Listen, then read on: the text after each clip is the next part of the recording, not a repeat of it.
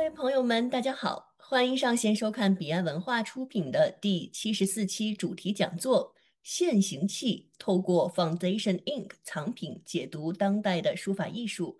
我是本期的主持人赵佩瑶。每一期呢，我们都会有一些新加入的朋友，所以佩瑶希望先向大家简单的介绍一下彼岸文化。我们从2020年6月开始，在线上推出了一系列的文化讲座。主创团队一直秉承着用原创的视角和精心打磨的内容，将中国文化在国际文化的研究领域以及博物馆界的影响，以一种多元化的形式向大家展现出来。在纪念张爱玲100周年的系列讲座当中，以美国南加州大学珍藏的张爱玲遗物展为切入，我们有幸请到了国际著名的电影演员陈冲和 UCLA 大学中国电影文化研究专家 Michael Berry 白瑞文教授进行了一次关于张爱玲作品在影视化当中的探讨。前不久呢，我们也是携手了纳尔逊博物馆的中国艺术研究员陆林恩，走进了美国中西部密苏里州堪萨斯市的纳尔逊阿金斯艺术博物馆。自1933年成立以来，中国艺术就是那里的重要馆藏。而在那儿，我们也是一起探寻了大美的中国艺术。在东方元素和现代韵味之叹息常玉绘画语言的中西融合的讲座当中，我们和美术学博士、旅美中国艺术家、艺术史研究者和策展人石向东老师一起走进了艺术家常玉背后的生活。除此之外呢，我们也跟随了北京大学考古系学士与硕士、堪萨斯大学获得中国艺术史博士的常青老师的脚步，一起探寻了美国博物馆收藏的中国艺术品来源。在常青老师的讲解当中，我们也得以窥见中国的古代艺术收藏品背后的三股中坚力量，博物馆界的策展人、古董商以及收藏家背后的故事。刚刚佩瑶提到的这一些精彩内容，大家都可以在 YouTube 以及哔哩哔哩的彼岸文化频道当中找到。同时呢，也欢迎大家添加微信 BACLAA 进入彼岸文化的微信群，我们之后的活动信息都会在群中进行公布。接下来呢，正式进入到本期的讲座内容。我们说书法既是线的流转，形的构造，也是气的流动。在传统和先锋之间，当代书法是不断的拓展边界，展现出了兼容并蓄、姿态万千的艺术景观。本期讲座将会带领观众们穿越古今，来审视这一个跨越千年的艺术如何在当代重焕生命。我们以洛杉矶郡艺术博物馆 LACMA 近期的展览《现形器》藏品当中的书法艺术为切入点，讲座将会深入浅出的探讨展览当中所呈现的几大当代的表达路径，分别是汉字的抽象化处理、行为与感知性的创作实践，以及在媒体和材料上的大胆探索与颠覆。我们说书法呢曾经是士大夫阶层修身养性的载体，而今天呢，则在学生课堂、艺术工作坊和国际艺博会当中共鸣并存。无论是身份背景为何，这种关于写的精神实践，始终牵动着人类表达和内省的本能，也构筑出了一条穿越历史、连接心灵的艺术之路。本期的主讲嘉宾，我们请到了 Susie， 她是现任的洛杉矶郡艺术博物馆 LACMA 永利度假集团中国艺术副策展人，专注于中国当代的艺术研究。自2016年加入 LACMA 以来呢，他是积极参与了 Youth Foundation 和 Foundation Ink 两大藏品的研究和展览策划。后者呢，也是 LACMA 承诺捐赠的重要藏品，涵盖了超过400件当代全球的书法和水墨的艺术作品。他曾经策划或者是联合策划了多个重量级展览，包括了《物质魅力：当代中国的材质艺术》、摩耶精神张大千的园林藏于上海余德耀美术馆，以及墨梦往来之际余德耀基金会的中国当代艺术，以及郑崇斌的黄金之舟等等。好的，那么接下来呢，请出 Susie 为大家开讲。Hello, Susie. Now is your time. Thank you so much for the introduction. My name is Susie Farrell, and I am an associate curator of Chinese contemporary art at LACMA, the Los Angeles County Museum of Art, with a focus on contemporary Chinese art and contemporary art from kind of the greater Sinosphere and China's diasporas. I'm going to begin by giving you a brief introduction to our museum and Chinese contemporary art at LACMA. And then, as Peggy mentioned, I'll be talking more in depth about the exhibition Line Form Qi calligraphic art from the Fondation Inc. collection. The Los Angeles County Museum of Art, or LACMA, is the largest art museum on the west coast of the United States and holds an encyclopedic collection, meaning that we seek to collect and exhibit works from all time periods, media, and places of origin. This is a huge endeavor and is made possible by our team of over 50 full-time curatorial staff, as well as nearly 500 total staff across departments, conservation, art preparation and installation, publications, and etc. LACMA is currently undergoing a major change.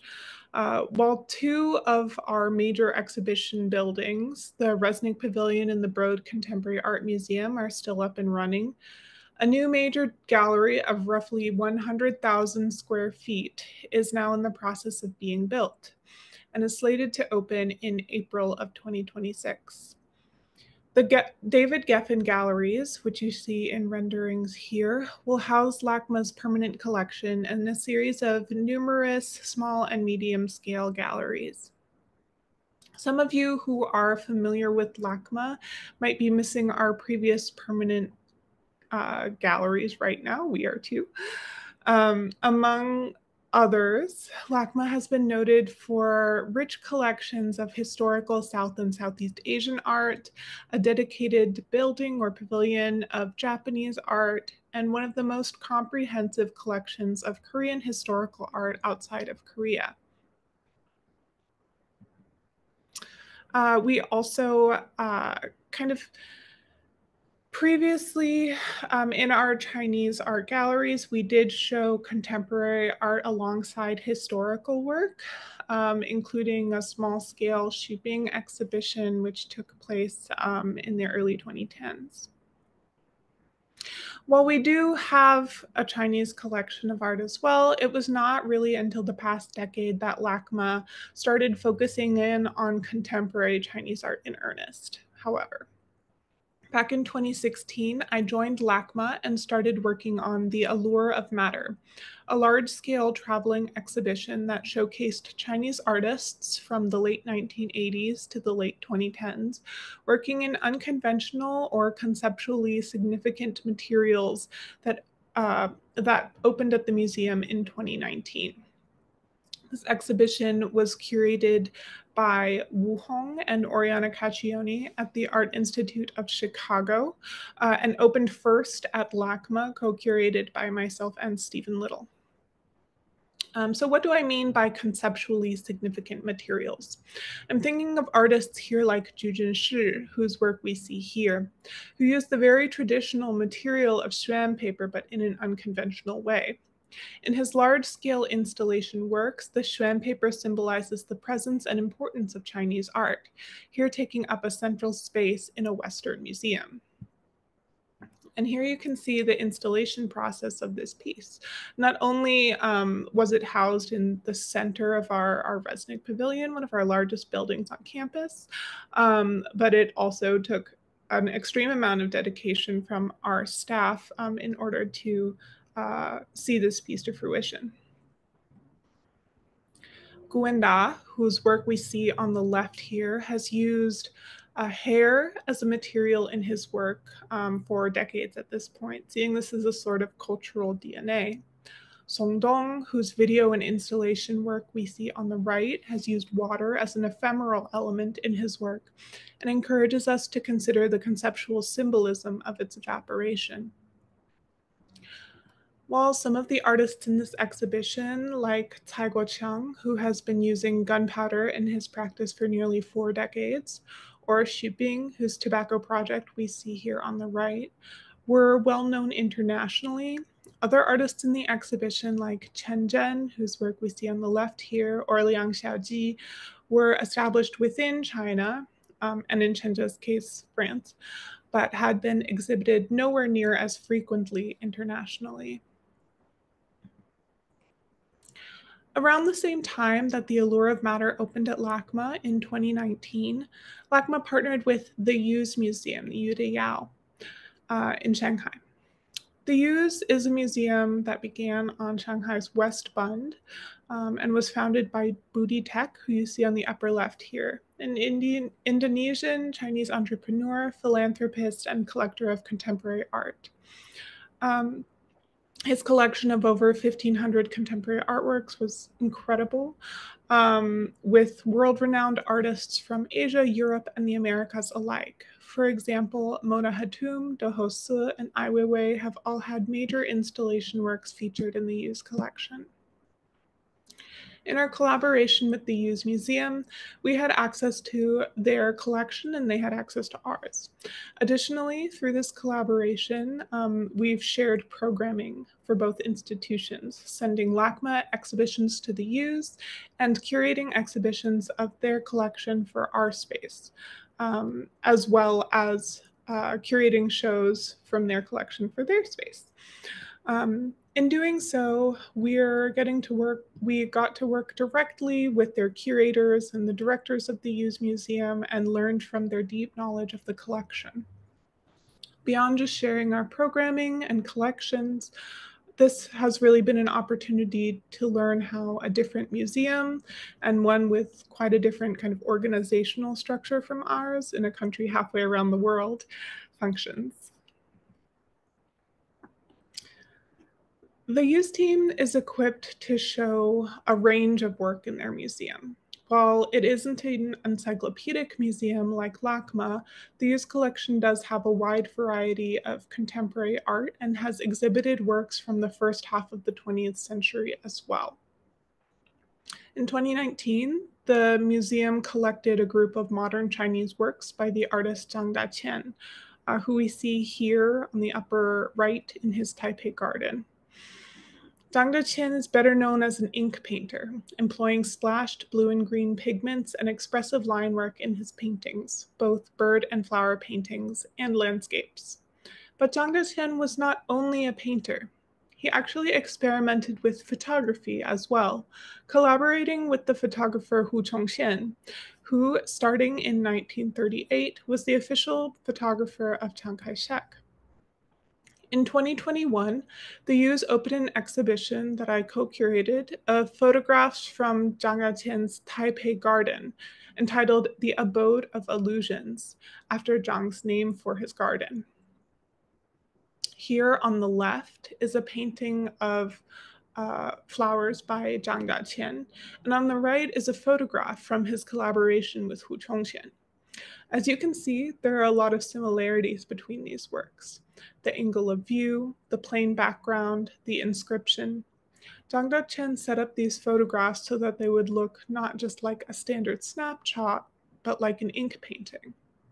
Zhang even used backdrops to create his compositions so that the resulting effect would be the subject on a blank ground, recalling the simple blank paper background that is common in bird and flower painting, as opposed to showing the natural garden in the background, which would have pulled focus from the flowers.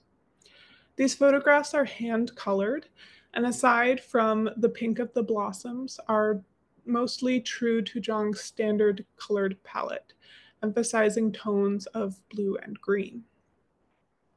In total, the exhibition at the Use Museum included about 40 of these photo painting works by Zhang Daqian and Hu Chongxian, nearly all of them bearing an inscription by Zhang, and many of them about the beauty of the garden and the different wonders within.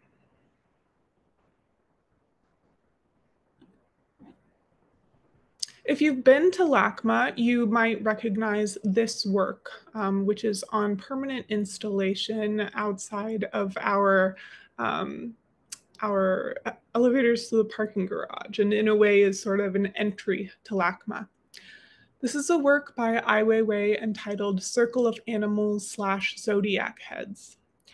Ai's Circle of Animals was originally shown at LACMA in 2011 on the lawn outside of our Resnick Pavilion.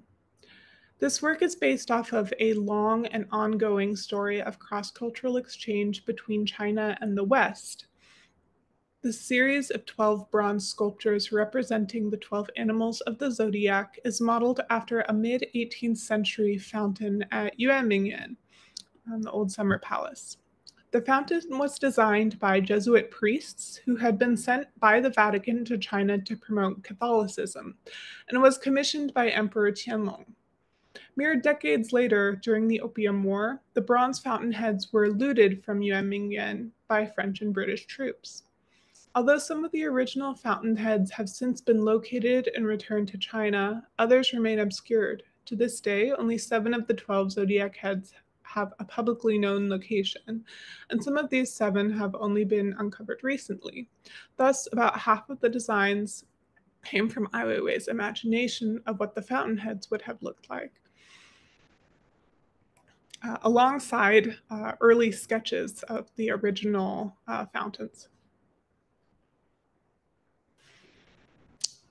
This piece is part of our checklist for the first LACMA-based exhibition collaborating with the Hughes Museum, which opened in 2021 with 23 works from 16 artists from the Hughes collection.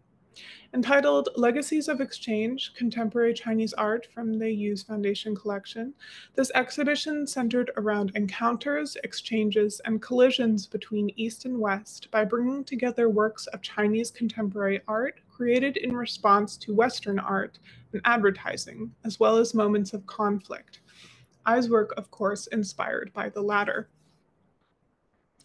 The piece you see here on the right is a work by Huang Yongping entitled Daxian the Doomsday. These oversized tea bowls first appear to bear the motifs of historical Chinese porcelains. However, upon closer looking, one finds scenes of Western imperialism. The motifs on the bowls depict the flags of a number of European colonial powers, as well as storehouses that held European and American imports during the British occupation of Hong Kong. They appear as chinoiserie, specifically relating to designs created for the British East India Company for export to Europe.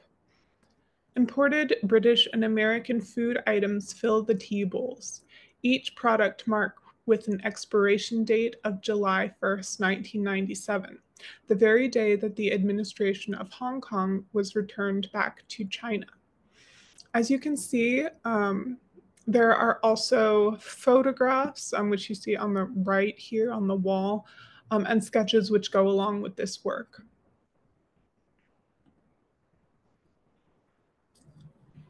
Additionally, within this exhibition, we looked at the phenomenon of Chinese artists kind of subverting and reinterpreting historical canonical Western paintings. Here we see a work by Yuan Minjun reinterpreting Las Meninas.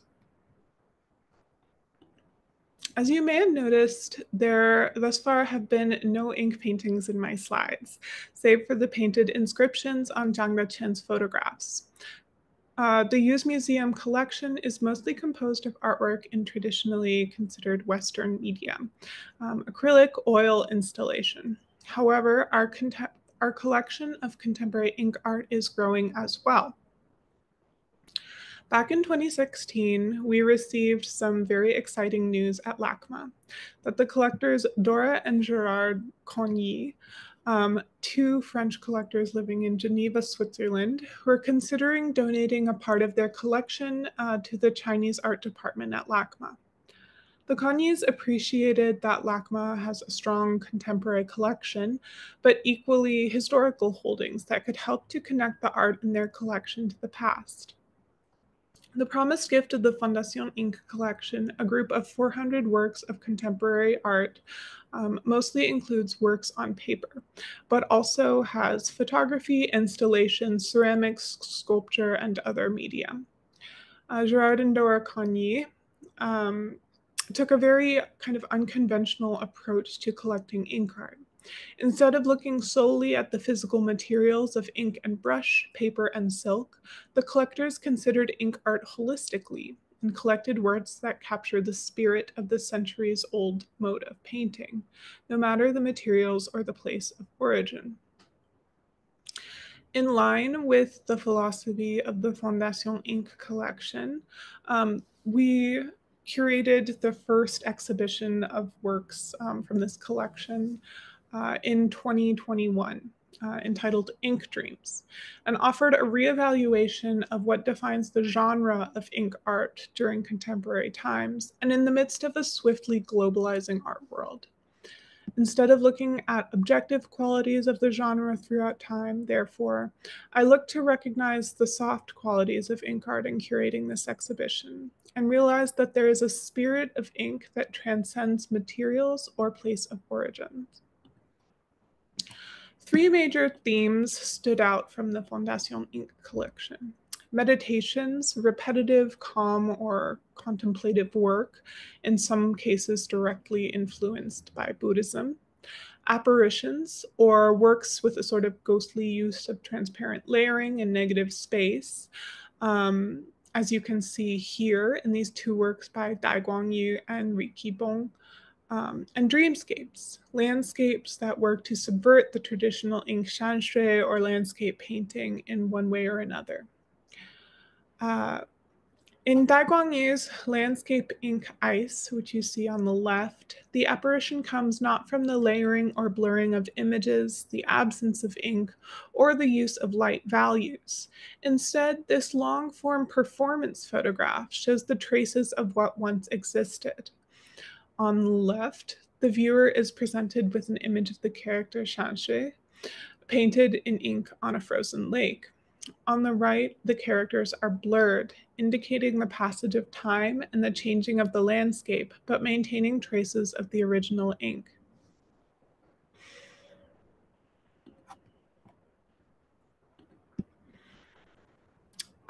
Another of the major themes I saw in the Fondation Ink collection was Zen, Chan, or meditative works. Contemporary artists in the Fondation Ink collection have consciously or unconsciously incorporated meditation into their work through repetition of a gesture, paralleling the repeated utterance of Buddhist chants or the meditative practice of repeated sutra writing, so that the words or writing are recognized as empty of meaning. Contemporary artists, um, like for example, Li Huasheng and Shiroze Hoshieri, echo this meditative repetition by tirelessly repeating a mark. Li's grids paintings, like the works you see here, were initially inspired by lines of chanting monks, witnessed by Li Huasheng when he was staying in various Buddhist monasteries in Tibet during a 10-year period of retreat that he took in the 1990s. These constitute a phenomenological record of Li's life. Like the chanting of monks, the construction of a grid involved a deeply meditative process, each line requiring patience and emptiness, repeated until the whole was filled. The vivacious Li was often able to point to a section of any particular grid and recall the events occurring as he reached that part of the painting. The experiences and thoughts that came to him during the creation of the work, which sometimes extended over months, are forever embodied and embedded in each grid.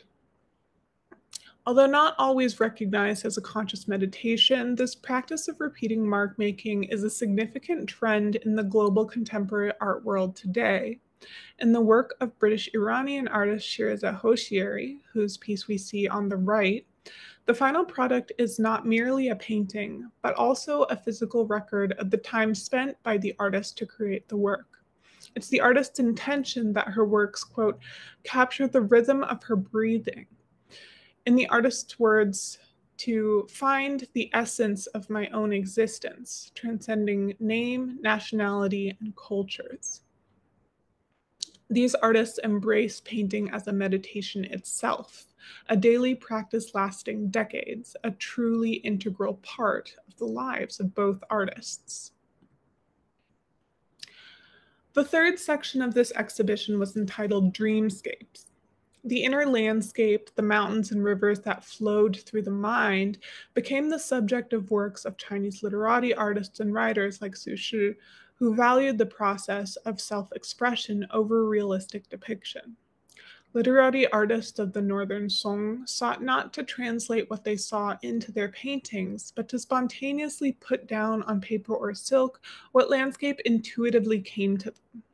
This landscape might have had plants that would not naturally grow together, streams flowing as if from nowhere, craggy cliffs that could not physically bear their own load.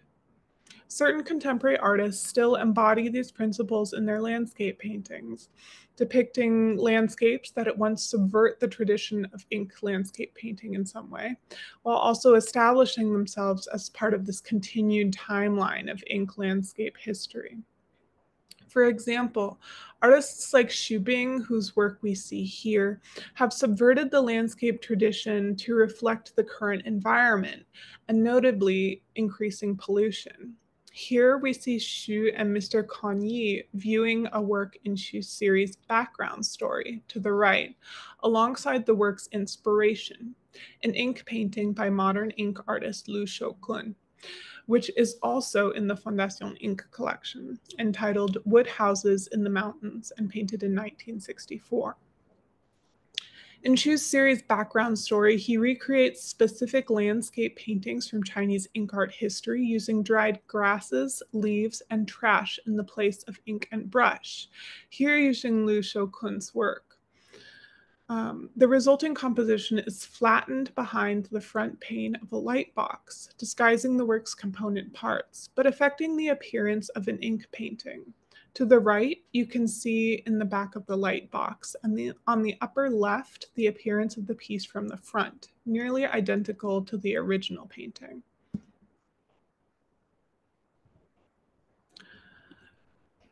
One of our most recent exhibitions at LACMA of kind of a Chinese contemporary diasporic artist is for a Northern California-based artist named Zhang Chongbin.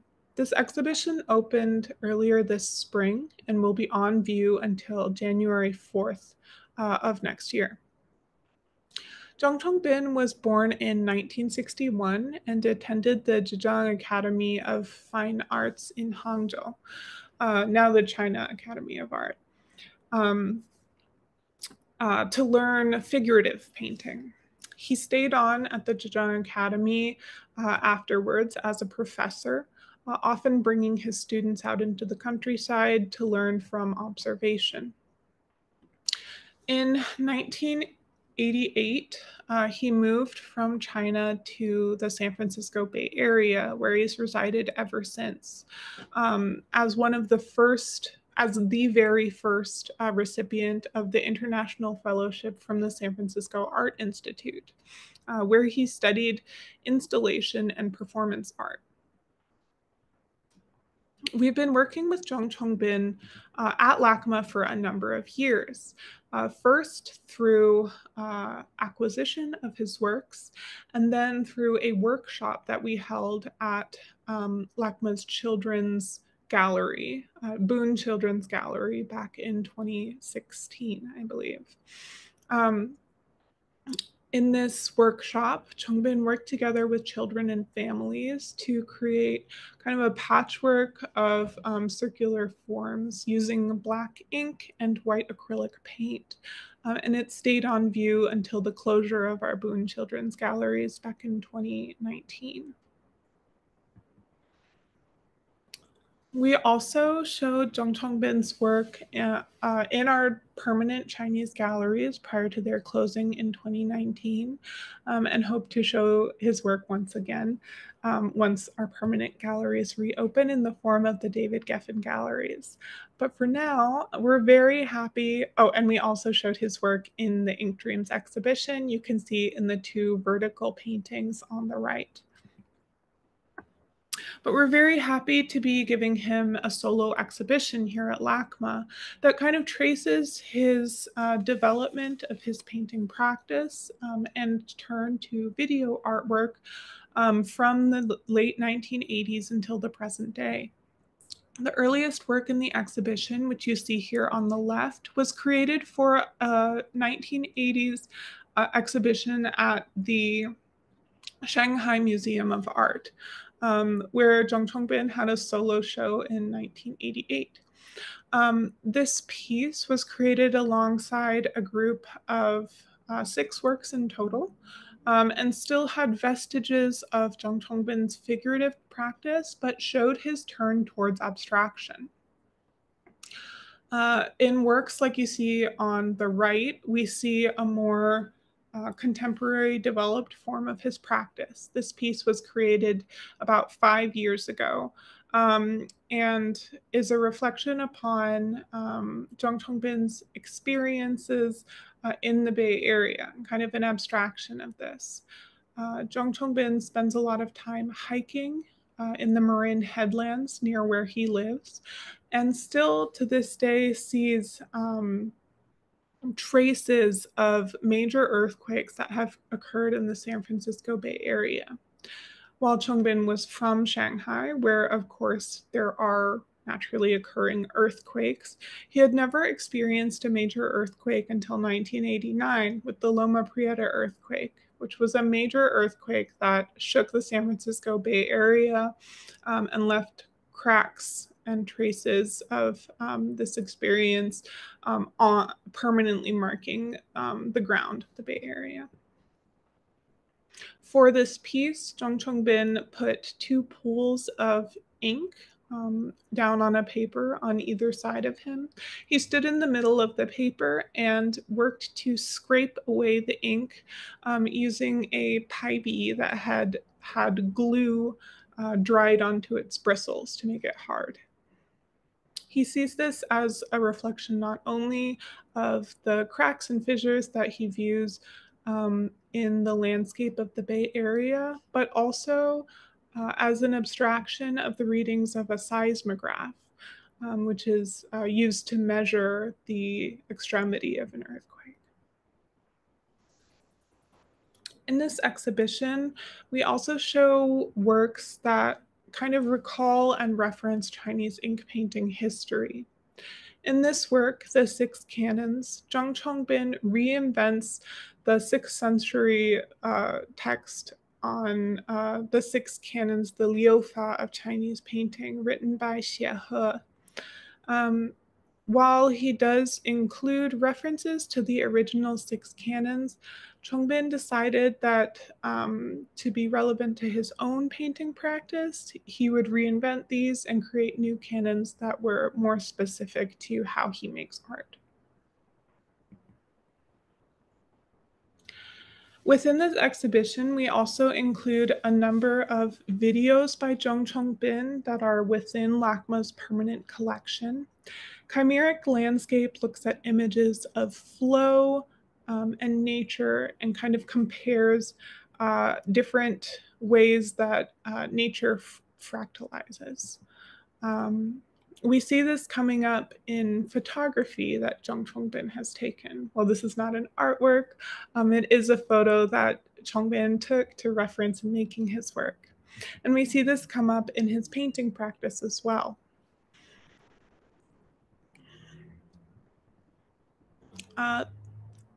These 2 pieces were created specifically for this exhibition at LACMA. The work on the left, entitled Golden State. While Zhang Chongbin's title for this piece and for this exhibition can bear a lot of meanings, he saw this as not only reflective of his experience of coming to the United States, of bringing him to kind of a golden state of being, but also recalling the history of Chinese immigrants coming specifically to the San Francisco Bay Area for gold mining. And here's a photo of Zhang Chongbin working in his studio to create Golden State. Now for the second portion of this program tonight, I'll be talking about line form C calligraphic art from the Fondation Ink collection and what's been going on in contemporary calligraphic art. This is the second in a series of works a series of exhibition of works from the Fondation Ink collection at the Los Angeles County Museum of Art. The first being Ink Dreams, that I spoke about briefly in the first half of this program. Limeform Tea takes a focused look at modern and contemporary calligraphic art, showcasing works that draw from the rich history of the art form, pervasive throughout East Asia. This complex art form, which combines written messages with graphic script, has been cultivated by dedicated calligraphers for millennia, with the earliest examples dating back to the Shang Dynasty, circa 1600 to 1050 BCE. Over the past century, calligraphy has gone through a particularly energetic period of transformation, leading to an international contemporary scene in which calligraphic practice is thoroughly intermixed with avant-garde art. And I want to preface by saying that this exhibition has over 50 works by 35 artists and was co-curated by Wang Kong, who's an assistant curator of Chinese art at LACMA. The 20th century was a period of great experimentation and evolution for calligraphy in East Asia. In 1928, oracle bones, bones used in the process of divination, were unearthed at Anyang in the site of Yinxu, the last capital of the Shang dynasty, alongside jade and bronze objects inscribed with seal script. Both oracle bone script and seal script have been lasting sources of inspiration for calligraphers in East Asia, retethering modern and contemporary calligraphy to the origin of the practice. However, this was also a time of tumult. Japan, Korea, China, and Vietnam have all endured devastating periods of war and major political upheaval, each while moving towards a different image of modern society in the mid-20th century. The writing of each country was reformed at some point during this time in efforts to simplify communication and increase literacy. The Chinese endeavored to streamline their written characters, which had also been the dominant writing system throughout Japan, Korea, and Vietnam, called Hanzi in Mandarin, Kanji in Japanese, Hanja in Korean, and Chuhan in Vietnamese. Simultaneously, these latter three countries worked to establish alternative written languages. Kana in Japan, Hangul in Korea, and Chu Quoc Ngu in Vietnam, that would simplify writing to achieve greater literacy while also serving as symbols of national independence. The demotion in calligraphy's status as an art form spread from Japan to Korea in 1910, during Japan's colonization of Korea. This relegation was also fueled by East Asians' introduction to Western art, which was making its way into art academies as calligraphy was being excluded. In both Japan and Korea, subversive calligraphers broke away from the academy and privately mentored students, many of whom went on to become avant-garde calligraphers. Their efforts followed three main paths: calligraphy of modern poetry, large, single or few character calligraphic works, and avant-garde calligraphy or zennaisho. In Korea, in the early 20th century, artists used traditional Korean calligraphic styles as well as styles from China, favoring seal script and oracle bone script. During the Japanese occupation, Hangul was embraced as a native Korean written language and used extensively in printed newspapers via neat, easily legible typographical scripts. In Vietnam, artists juggled three competing written languages: Chu Nam, a Vietnamese writing system that uses strokes derived from Chinese characters, Chu Han, which employs Chinese characters themselves, and Chu Quoc Ngu, which uses the Latin alphabet. After Chu Quoc Ngu was introduced in 1945, Nam and Han characters all but disappeared from daily Vietnamese life. Like Hangul, Chu Quoc Ngu was seen as a step towards modernization, though in Vietnam, this modernization effort was intertwined with westernization, as the country traded Chinese written characters for a Romanized script invented by French missionaries. In 1952, actually I'll go back to this slide, the Boku Jinkai, literally the Ink People Society, a group of modern Japanese calligraphers who sought to draw global attention to Japanese calligraphy, was established in Kyoto by calligraphers Morita Shiryu, Inoue Yuichi, Aguchi Sogen, Nakamura Bokuchi, and Sekiya Yoshimichi. These artists favored fast, bold, energetic brushstrokes and single or few character compositions, pushing the connection between performance and writing. In an effort to gain international visibility, the Bokujinkai artists emphasized their aesthetic qualities of their calligraphy, often foregoing the legibility of their messages. Their manifesto, published in 1952 in the first edition of their journal, Bokujin, read calligraphic art, which has preserved a long tradition in a remote corner of the East, has finally come into view of the world. But will it resurge as a truly modern art, or will it be abandoned and self destruct after the progressive artists absorb it? By the mid 1950s, these artists had gained the attention that they set out to achieve and were beginning to show their art around the world alongside works by other modern avant garde artists. During this time, an enduring link was established between East Asian calligraphy and abstract American and European modernism, and the artists themselves contacted one another through letters, in person meetings, and collaboration.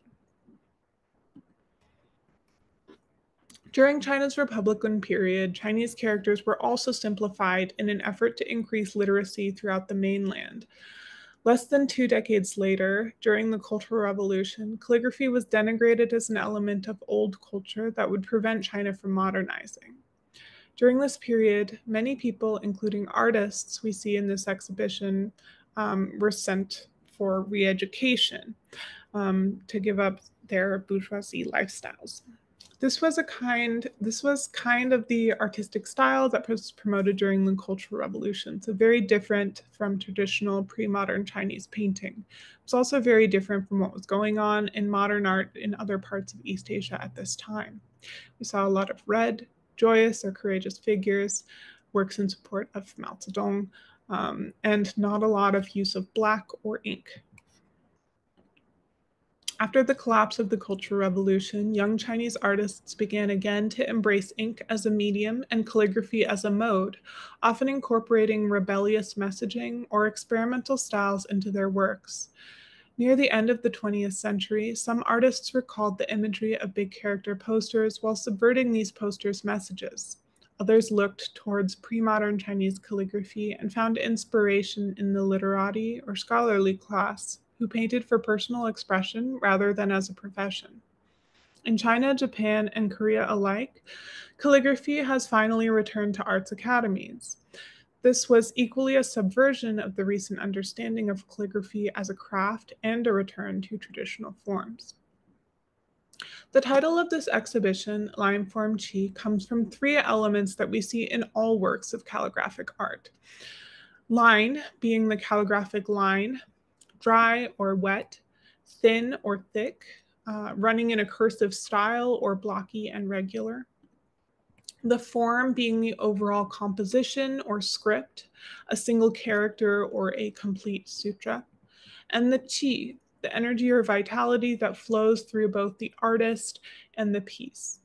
We do use the term calligraphic art instead of calligraphy here, as there is still a tradition of traditional calligraphy practice that is alive and well in East Asia.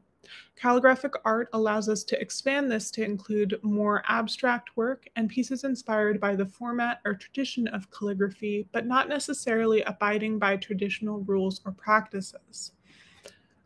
We have 4 sections within this exhibition: pictograph, message, reform, and abstraction, and feature artists from China, Japan, Korea, and Vietnam, working mainly in Chinese characters, many of whom trained in calligraphy. Chinese characters are the only written language widely in use today that has vestiges of pictographic writing.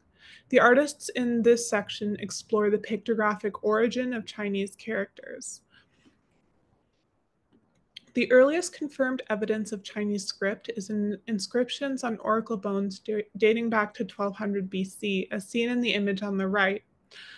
The artwork on the left is by a contemporary artist, Gugan, who took inspiration from oracle bone inscriptions and created this abstract calligraphic work. These two works by the calligrapher Wang Fangyu are characters of tiger and crane. Wang Fangyu is painting the animals as much as writing the characters in these works, distorting the form of the character to take the shape of the animal, which reveals the pictographic nature of the Chinese characters. Chinese characters have been adopted to write other languages, such as Hanja in Korean, Kanji in Japanese, and Chunam in Vietnamese, as I mentioned. The Vietnamese artist Nguyen Quang Thong combines the characters for horse and carriage, or really more vehicle, car, to create a new character here, horse carriage. A similar concept has been widely explored in Gu Wenda's fake character series. In this painting, Gu Wenda married the characters of pine, song, and cypress, bai. Both characters are semantic phonetic compounds, the left part of them semantic, meaning wood, and the right part of the compounds phonetic, indicating their pronunciations. In this painting, Gu Wenda has the two characters share the wood part on the left and stack the different parts on the right.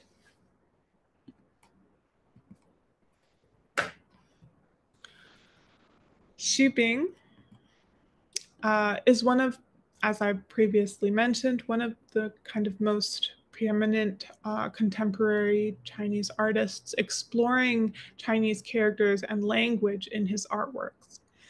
The land script that we see here uses Chinese characters for landscape features to compose a landscape painting.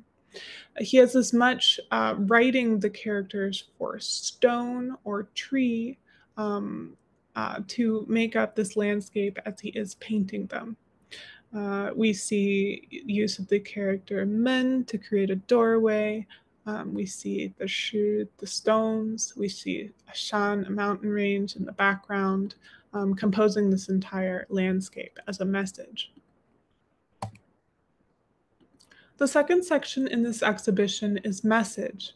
The calligraphic words play a main role as carriers of messages. The content of the text is prominent in these artworks, and this kind of echoes word art or other conceptual work. We like to reference the work of Barbara Kruger as a prominent Western word artist that some of our audiences might know. This work by Nguyen Quang Thong repeats the characters of Qingchun Bu Zai Lai, meaning youth never return. Now, when we think about the earliest examples of calligraphic art, a lot of those works were not necessarily created as an exploration of calligraphy. They were created to write a message to somebody. A lot of what we see are letters, some of them colophons, basically written descriptions on the sides of paintings. And so the message has a long history of kind of being the origin of calligraphy and where artists started from before calligraphy became a genre. The work by Yang Jiechang presents, this work by Yang Jiechang presents the English word possible or the French word possible, the same spelling, because the artist is based in France. But there is something kind of hidden beneath this piece. So within the work, we see the characters for Kaneng, a Chinese translation of possible. However, the characters for possible are almost impossible here to read. Yang Jiechang makes a lot of work about identity, ethnicity, and assimilation, relating back to his own experiences of moving from China to Europe in the late 1980s. This piece combines elements of that as well.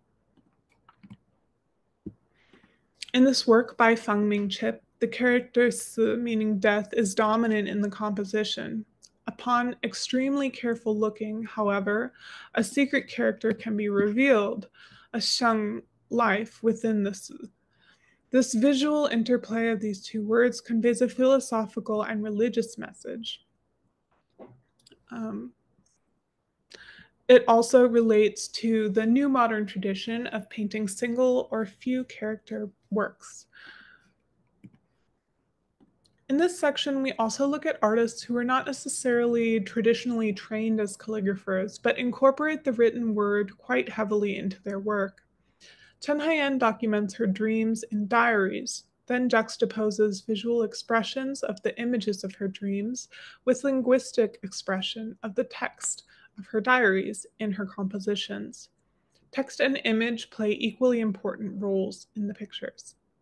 Similarly, in Li Jin's work, the artist depicts food and dishes with recipes written around his images. Both Chen Haiyan and Li Jin intentionally write in a naive and clumsy style to fit the tone of their works, Chen's dreamlike realm and Li Jin's mundane enjoyment of everyday life. This intention of anti-elegance further emphasizes the content of the text over the form of the writing. Also included in the message section is the work of Zhou Liang Kaiyin. Zhou Liang Kaiyin paints and draws skeuomorphic imitations of traditional materials. This piece is not actually created with ink on a silk brocade background. It is made instead entirely in ballpoint pen. She uses her ballpoint pen in a way that imitates painting and brush strokes. So it's a little bit difficult to see the text on this work. It's positioned above the head of the main figure. But she's using here Fang Song, which is an imitation Song Dynasty font. And she's transcribed her own poetry into this piece. So there's sort of a theme of facade or fakeness that is coming through her work. The third section of this exhibition, Reform, looks at the reinvention of canonical calligraphic scripts, forms, or techniques. There are 6 basic forms of calligraphic script. Sometimes oracle bone script is left off, but 5 or 6 forms. Throughout time, there have always been additional calligraphic scripts that people have used beyond these. However, and in contemporary times, artists have created their own scripts, which they'll often revisit again and again. This section also includes artists who have reformed or subverted the materials traditionally used in calligraphy, like Wang Tiande, who uses either cigarettes or incense sticks to burn his strokes directly onto his xuan paper. This technique creates a specific aesthetic that can't be imitated using other materials. The burnt edges themselves have become a signature for Wang Tiande. This exhibition would not be complete without a full group of works by Feng Mingchip, who is said to have created over 100 new calligraphic scripts throughout his career, and often features his own poetry or prose in his work. These include pieces such as his sand script, which we see here, which is created by blowing dried powdered ink sand across paper, collecting in small windows of water painted prior by the artist. He also has a post-marijuana script, which harkens back to the tradition of under the influence painting and calligraphy. On the right here, we see a 19th century piece depicting the 8 immortals of the wine cup, who were a group of painters who were known for getting intoxicated and then making works. The abstraction section, the final section of this exhibition, focuses on the use of calligraphic line and qi to create abstract works that share aesthetics and techniques with calligraphy but are impossible to decipher. Here on the left is a calligraphic piece by Zhang Xu, Tang Dynasty calligrapher who was one of the 8 immortals of the wine cup, known for painting calligraphy while drunk. This is written in wild cursive script, or Guangcao. On the right, Wei Li Gang goes one step beyond Guangcao. obscuring the boundaries between his characters, writing a singular, continuous line for each column of his calligraphy. Wang Dongling is one of the most eminent contemporary Chinese calligraphers in the world, with a focused, expressive, performance driven calligraphic practice that borders on abstraction but draws from calligraphy. In his practice, he will sometimes begin with a character, but continue to add dabs of deep black ink onto his paper until the piece is abstracted to his liking, the character's original form completely obliterated.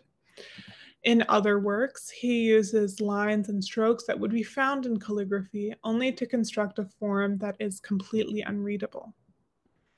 Other artists in this section, like Xiaoqin, distill a single element of calligraphic art to focus on in their work. Here, Xiaoqin shows us a single bold calligraphic line becoming more and more dry. On the left here, Li Huasheng superimposes repeated connecting strokes that could connect two characters using a cursive script in a composition that mimics a traditional inscription or calligraphic work. On the right, Wei Ligang mimics the calligraphic grid with drawings or pictographs occupying an otherwise flat picture plane. Le Quoc Viet's calligraphy is so fine that it is almost imperceptible as writing unless viewed up close, used in part as a compositional block of shadow to balance out the fish and willow painted on the left side of the image here. For the most part, the work is legible if you choose to stand for 20 minutes and read the story. There are certain places where he has further obscured his writing by adding paint over the top of his characters.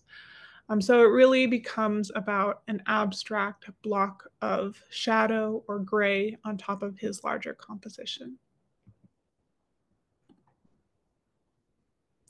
There are many more works in the exhibition line form Qi, but I just wanted to give you a quick overview and be sensitive to everyone's time. Thank you so much for joining me. As kind of as a leading really encyclopedic museum, LACMA is really seeking to highlight works from around the world and present them in a way that pushes our audiences to think about these interlocking global histories of art. We curate exhibitions with the action of making them approachable to scholars and casual visitors alike, and this carries through to our presentations of Chinese contemporary art. One thing that's particularly important to me in showcasing Chinese contemporary art at LACMA is to show how these works draw from many different histories and are in conversation with artists and art forms from within and outside of China. While LACMA's focused endeavors into showcasing Chinese contemporary art have catapulted over the past decade, this is only the beginning. We will be continuing to grow our collection of works from the greater Sinosphere and further highlight works by lesser known contemporary artists from China and its diasporas. Thank you.